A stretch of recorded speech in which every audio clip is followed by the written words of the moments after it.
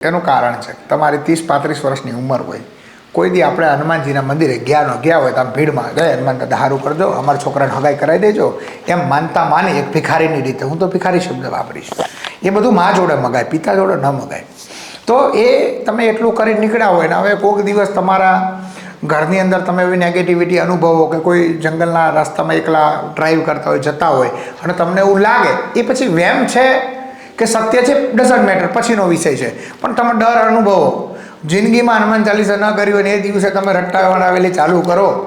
તો એ હનુમાન ચાલીસાનો કોઈ અર્થ તમારા માટે છે નહીં. હા, તમે એના પ્રબળ સાધક છો, તમે નિયમિત એને હનુમાન ચાલીસા કરો છો, એ હનુમાનજીનો મંત્ર તમે સિદ્ધ કરેલો છે, અને આવી કોઈ મુસીબત તમારા ઉપર આવે અને તમે કરો તો થાય, સાચી વાત છે, બાકી અસર થાય ના થાય. તો મિત્રો, પૂરો વિડીયો જોવા માટે અત્યારે જ પહોંચી જજો ભક્તિ અમૃત યુટ્યુબ ચેનલ પર. જય માતાજી.